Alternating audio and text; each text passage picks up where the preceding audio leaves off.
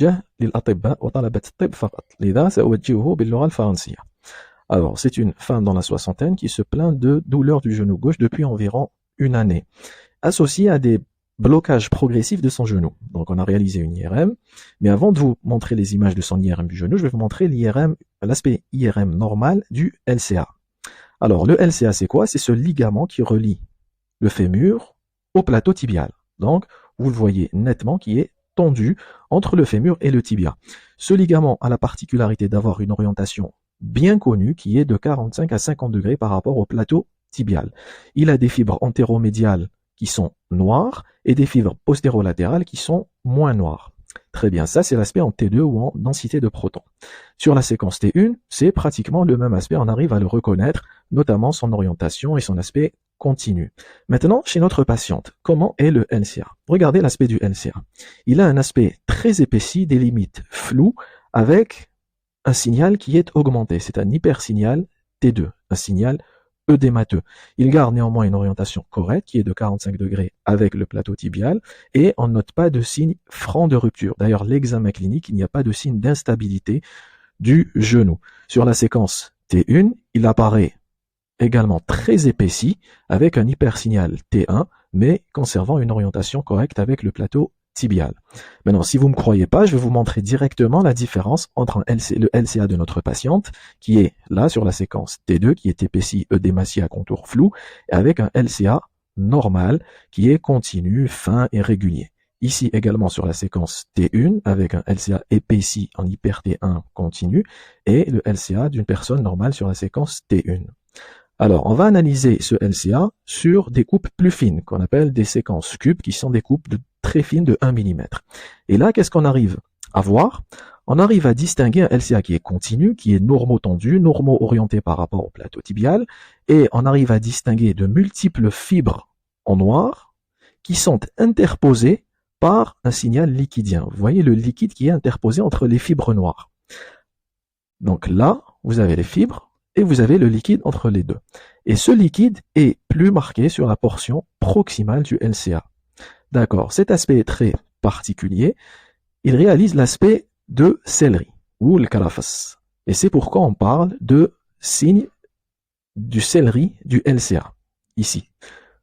Ici, pourquoi? Parce qu'il est épaissi de signal œdémateux avec interposition de liquide entre les différentes fibres. Très bien. Maintenant, je vais rechercher des signes associés. Les signes associés sur la coupe axiale, c'est ce compartiment kystique dans la partie proximale du LCA. Il y a ici une portion kystique qui commence à se former. Ça, c'est une dégénérescence mucoïde kystique du LCA. Sur la coupe coronale, je vais rechercher d'autres signes associés. Et là, je trouve que au niveau de l'insertion tibiale, ça c'est le LCA, ça c'est son insertion tibiale. En regard de l'insertion tibiale du LCA, je trouve cette anomalie œdémato-kystique qui est intraosseuse. Ça, c'est un kyste mucoïde intraosseux en regard de l'insertion tibiale du LCA. Donc, tous ces phénomènes dont j'ai parlé, c'est quoi? Ça correspond à une entité pathologique qui touche généralement les sujets de plus de 50 ans, qui se manifestent par des gonalgies atypiques chroniques qui peuvent aller de 1 à 2 années, voire plus, mais surtout le signe typique, c'est la limitation de la flexion du genou. Alors cette limitation, en fait, c'est pas des blocages, comme ont été rapportés par la patiente. Un blocage, généralement, on pense à une lésion méniscale, à une anse de saut, à une languette méniscale, à un corps étranger. Or, là, non, c'est pas des blocages, c'est des limitations de flexion, c'est-à-dire que la patiente n'arrive pas à fléchir complètement son genou.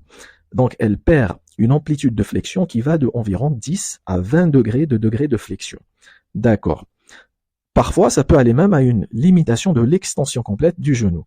Donc, ces symptômes et ces signes radiologiques plaident en faveur ou signent la dégénérescence mucoïde du LCA. C'est quoi cette dégénérescence mucoïde du LCA? C'est une infiltration mucoïde du ligament croisé antérieur. Alors, l'origine est encore au stade de théorie. Certains disent qu'il s'agit d'une dégénérescence sénile qui est liée à l'âge, mais qui est rare. D'autres disent qu'il s'agit d'une infiltration de cellules synoviales dans le ligament croisé antérieur, puis avec l'âge, ça va sécréter et ça va générer cette dégénérescence mucoïde avec la formation de kystes dans le LCA, ce qui était le cas lorsque j'ai parlé du kyste mucoïde.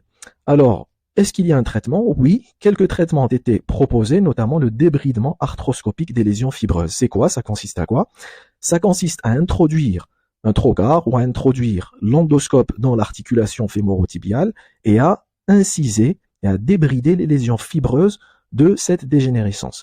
Pourquoi? Parce que ces lésions fibreuses, ce sont elles qui sont à l'origine des douleurs et de la limitation du mouvement, puisque le LCA deviendra plus rigide. Donc, voilà tout pour ce qui est du thème de cette vidéo. J'espère qu'elle vous aura plu. Si c'est le cas, n'hésitez pas à aimer, à réagir, à commenter.